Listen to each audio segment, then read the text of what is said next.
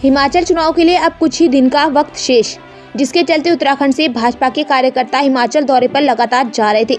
यदि आज की बात करें तो खुद मुख्यमंत्री पुष्कर सिंह धामी, प्रदेश अध्यक्ष महेंद्र भट्ट और कैबिनेट मंत्री सतपाल महाराज हिमाचल के लिए रवाना हुए हैं।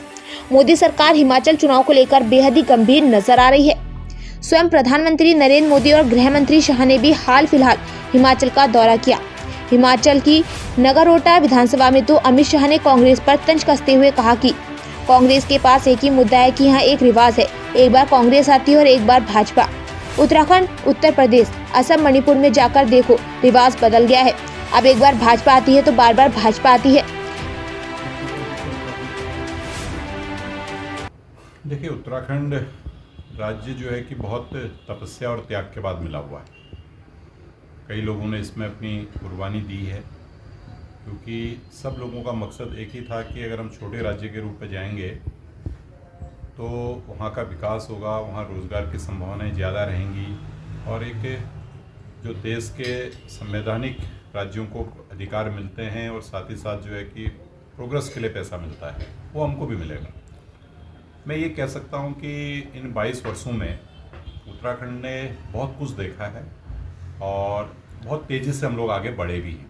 अगर हम इंफ्रास्ट्रक्चर की बात करें तो आज उत्तराखंड का जो ग्रामीण अंचल है, हर गांव में सड़क है, हर गांव में पानी की योजना है, बिजली हमको 24 घंटे मिल रही है। स्कूलिंग भी मैं कह सकता हूं कि लगभग 1 किलोमीटर के अंतर्गत हमारे प्राइमरी स्कूल से स्थापित हो गए हैं।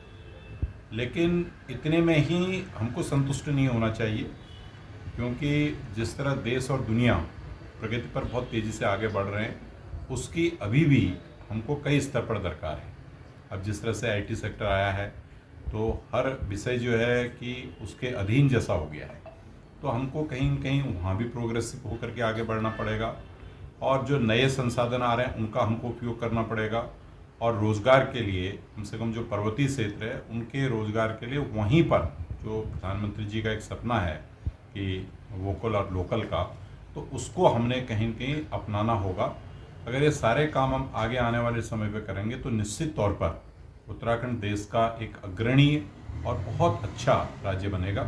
और माननीय मुख्यमंत्री जी का जो संकल्प है, इसी संकल्प को लेकर के वो आगे बढ़ेंगे राज्य स्थापना दिवस पर।